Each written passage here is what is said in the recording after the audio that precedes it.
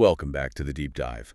This is, well, it's a genuine milestone for us today Yeah, it really is. Hard to believe we're here. because we are stepping into the fifth and final session of our series on the book of Joel. And if you've been with us from the beginning, we've taken quite a journey through this ancient and really brief text. It's totally deceptive, isn't it? I mean, it's just 3 short chapters in most modern Bibles. Right. Yet we've traveled from a localized agricultural crisis in the ancient Near East all the way to, well, to the outer edges of biblical prophecy. We really have. Mm. And our mission for this final session is to finally tie all those threads together. Mm-hmm. We're looking at our source notes today to discover how understanding the book of Joel completely unlocks and enriches our reading of the book of Revelation. Which is huge. It is. And we also want to figure out what God's ultimate restoration at the end of this whole timeline teaches us about hope, judgment, and mercy. That balance is so important. Yeah. But before we get to the literal end of the world, it might be helpful to just ground ourselves for a second. Where exactly did we leave off in session 4? Right. So in our 4th session, we spent a lot of time untangling the timeline for what the biblical prophets refer to as the day of the Lord proper. The big one. Exactly. The sources we analyzed laid out a very specific sequence. It starts with the rapture, which acts as the hidden sudden start to this period. 1 Thessalonians chapter 5, verse 2. Yes, coming like a thief in the night. It's a catalyst that catches the world entirely off guard. But it definitely doesn't stay hidden for long. Far from it. Following that hidden start, the timeline shifts into a period of highly visible, frankly terrifying cosmic signs. Right. The sun turning to darkness, the moon to blood. And that period culminates in the visible return of Christ and the judgment of the nations. And we made a really critical distinction last time about Pentecost, right? We did. Yeah. Because when the Holy Spirit was poured out in the book of Acts, Peter quoted Joel. Which makes people think the day of the Lord already happened back in the 1st century. Right, but those severe cosmic disturbances in the heavens, the sun going dark, Yeah. those did not happen at Pentecost. They are entirely future. Okay, let's unpack this.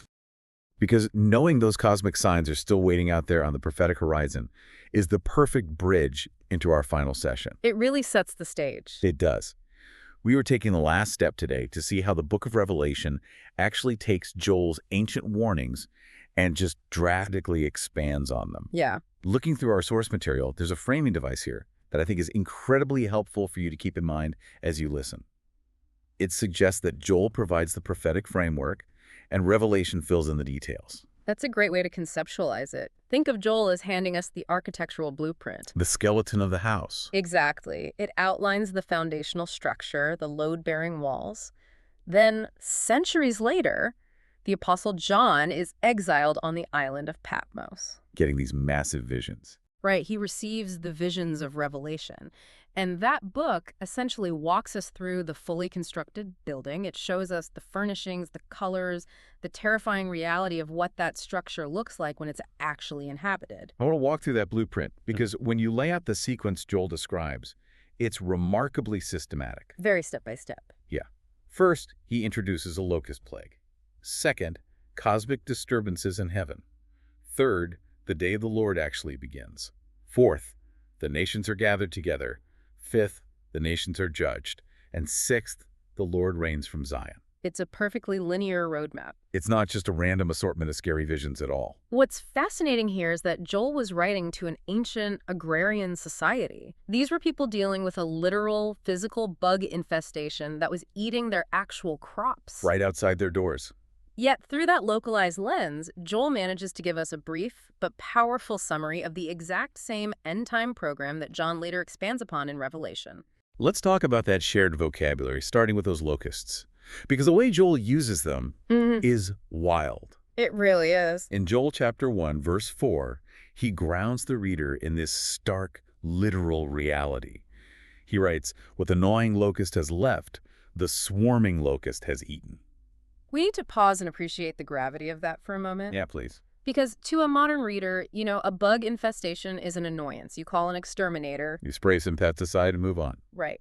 But to an ancient Judean, an infestation of that magnitude meant total societal collapse. It meant there was no food for the winter, widespread starvation, economic ruin. And profoundly, no grain or wine to offer in the temple. Exactly. Their entire religious and societal rhythm was severed. Which makes the imagery in chapter 2 even more striking. By the time we get to Joel chapter 2, verse 4, the language starts to stretch. It gets strange. He says, their appearance is like the appearance of horses and like war horses, so they run. Yeah. Now, when I first read that, I chalked it up to poetic exaggeration. But the historical sources point out something I had never considered. In the ancient world, people actually thought locust heads looked remarkably like tiny armored horse heads. If you look closely at the anatomy of a locust, the shape of the carapace and the way the facial plates are arranged, it really does bear a disturbing resemblance to a miniature war horse wearing armor. Which is horrifying. It is. So for the original audience, the comparison was visually accurate, which makes the metaphor deeply unsettling right out of the gate. But here's where it gets really interesting. Because the description refuses to stay grounded in entomology. It breaks the boundaries of a natural plague. It goes completely beyond bugs. Let me read Joel chapter 2, verses 7 and 8. They run like mighty men, they climb the wall like soldiers, and they each march in line. Normal locusts don't march in military formation. No, they don't. And then in verse 10, the text completely leaves the natural world behind. Before them the earth quakes, the heavens tremble, the sun and moon grow dark. Right. Now, bugs can swarm thickly enough to block out the sun, sure. But grasshoppers do not cause seismic activity. They certainly don't. And this brings us back to that concept of telescoping prophecy we've talked about. The lenses. Yes. This is the key to unlocking the entire book. The text is intentionally straining under its own weight to show us 3 distinct, progressive layers of fulfillment. Break those down for us. The first layer is the historical reality, the literal locusts devastating Judah right then and there. The crisis they could see with their own eyes. Right. But then the imagery telescopes forward. The text pushes our gaze to the second layer, which is the near future. Okay. Here, the locusts take on the disciplined, terrifying characteristics of human invading armies. This was a direct warning about the Assyrians and the Babylonians. Empires that would soon sweep through the region. Exactly. Scaling walls, acting like an unstoppable swarm, leaving nothing but ruin. So if the first layer is the literal bugs, and the second is the historical human empires, it still feels like the text is pointing to something bigger. A human army doesn't make the moon turn to blood. No, it doesn't. There has to be a final layer. The third lens. And that's the apocalyptic layer. The far future. The ultimate day of the Lord. Wow. The army Joel is describing morphs into a supernatural force, and this is precisely the moment where the book of Revelation picks up the exact same thread. The overlap here is impossible to ignore. Let me read what John writes centuries later during the 5th trumpet judgment in Revelation chapter 9, verse 7. This is such a powerful connection. It really is. Listen to this. The appearance of the locusts was like horses prepared for battle. Sound familiar? Exactly like Joel. And then in verse 11, John adds a detail that completely removes any ambiguity. He writes, "They have as king over them the angel of the abyss." His name in Hebrew is Abaddon. So we are clearly no longer dealing with biological insects. Or even human soldiers. No, we are dealing with demonic agents of divine judgment. The word Abaddon literally translates to destruction or the destroyer. That is chilling. It is. Revelation adopts the foundational imagery Joel established, this unstoppable, devouring swarm resembling war horses, but it pulls back the curtain on their true nature. Which really highlights why Joel's framework is so vital. Yes, because Joel establishes a pattern of divine judgment. God uses overwhelming, devastating forces to enact justice. He introduces the concept using something that people already fear, a localized agricultural disaster, to prepare them for a cosmic reality. The historical locusts set the precedent.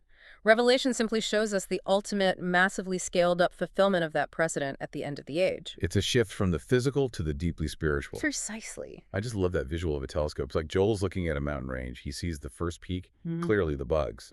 Behind that, slightly obscured, he sees the second peak, the invading empires.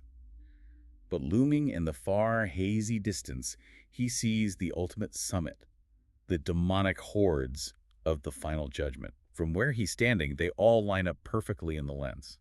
That is a brilliant way to visualize biblical prophecy. And that alignment between these two texts isn't limited to just the locusts. Oh, not at all. When you place the timelines of Joel and Revelation side by side, you start to see that they share a unified structure for the end of history.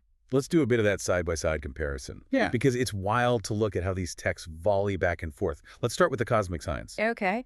In Joel chapter 2, verse 31, he warns that the sun will be turned into darkness and the moon into blood before the great and awesome day of the Lord comes. And when you turn to Revelation chapter 6, verse 12, during the opening of the sixth seal, John documents the exact same phenomenon. Almost word for word. The sun became black as sackcloth made of hair, and the whole moon became like blood. It's the same event, seen by two different men separated by hundreds of years. Then there is the gathering of the nations. Joel chapter 3, verse 2 says, I will gather all the nations and bring them down to the valley of Jehoshaphat. Right. And down in verse 14, he calls it the valley of decision. Think about how easy it is to just drift through life, remaining neutral on the big questions. Joel's vision strips away that luxury.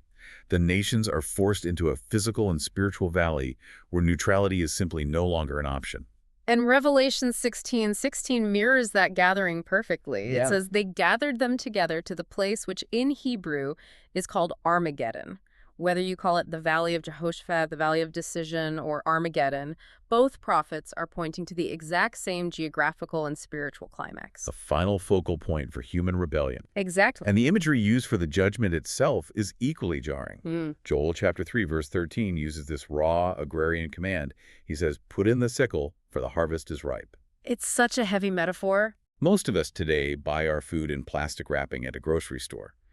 We are totally disconnected from the harvest cycle. Yeah. But to Joel's audience, a harvest was visceral. It was physical labor. It meant taking a sharp blade to a stalk, cutting it violently down, and separating the valuable wheat from the worthless chaff. To use that metaphor for human souls is incredibly heavy. It is a heavy metaphor, and Revelation 14:15 adopts it without any hesitation. Put in your sickle and reap, because the hour to reap has come. Wow. It paints the entire earth as a field that has reached full maturity. The rebellion of humanity has grown fully ripe, and God's patience has reached its appointed end. Which brings us to the ultimate climax, the Lord's victory. Yes. Joel chapter 3, verse 16 reads, the Lord roars from Zion and utters his voice from Jerusalem. And John witnesses the realization of that exact roar in Revelation chapter 19, verse 11. I saw heaven opened, and behold, a white horse, and he who sat on it is called Faithful and True. Christ returning to defeat the nations. Exactly. This isn't just an interesting literary parallel. Placing these texts together proves they are describing the same final confrontation. We are talking about the complete eschatological fulfillment of God's plan. So what does this all mean? We've covered invading empires, demonic locusts from the abyss, a blood-red moon, and a terrifying global harvest with a sickle. It's a lot. If we close the book right there, it reads like bleak, apocalyptic horror. But the divine timeline doesn't stop at the judgment, does it? No, it doesn't. And if we miss what comes next, we've missed the entire heart of the prophetic message. Let's look at the very final step in Joel's sequence, the kingdom that follows. In Joel chapter 3, verse 17, after all the chaos, the tone shifts dramatically to this beautiful promise. You will know that I am the Lord your God, dwelling in Zion, my holy mountain. The city is finally secure. God is physically, intimately dwelling with his people again. And that connects seamlessly to Revelation chapter 20. Yes, the Millennial Kingdom, a literal 1,000-year period where Christ reigns on earth in peace and justice. If we connect this to the bigger picture. Right. If we connect this to the bigger picture, it fundamentally changes how we're supposed to read apocalyptic literature. What does this ultimate restoration actually teach us? It teaches us that biblical prophecy is never just about doom. Never. It is a narrative arc that moves intentionally from crisis into judgment and finally into restoration. That is so crucial for you to keep in mind as you listen to this deep dive or as you read these texts on your own. When you encounter the sheer terror of divine judgment and the prophets, you have to remember it is always perfectly balanced by God's profound mercy. They are two sides of the same coin. The judgment isn't capricious anger.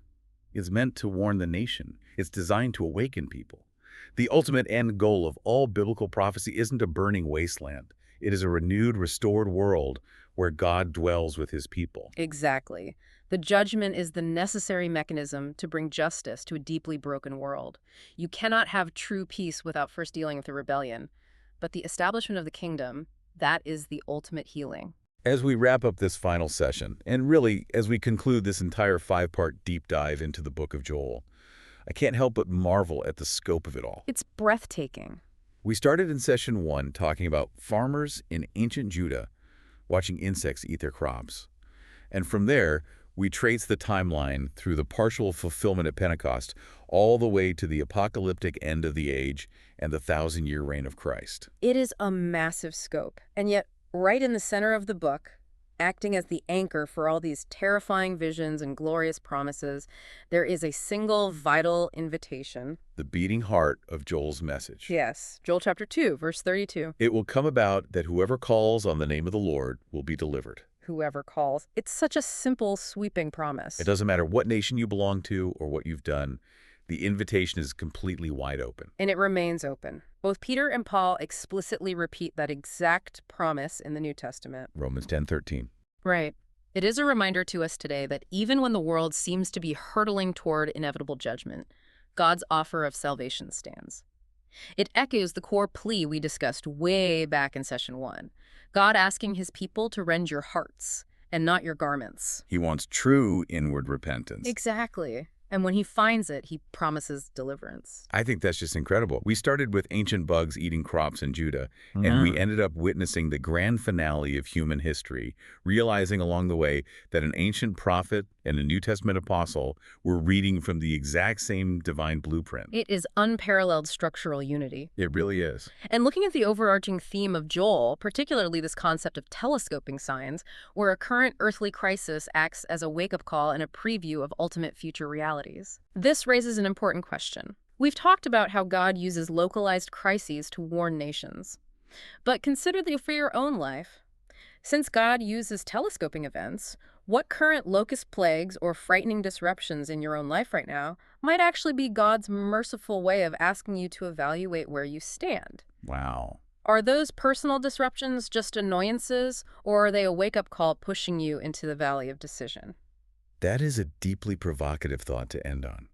Disruptions as a merciful invitation to evaluate where we stand in the valley of decision. I know I'm going to be mulling that over for quite a while. Me too. I want to sincerely thank you for joining us on this entire 5-part journey through the book of Joel. It's been a true privilege to explore this complex, beautiful text with you. It really has. Keep learning, keep reading, and please keep diving deep. We will catch you next time.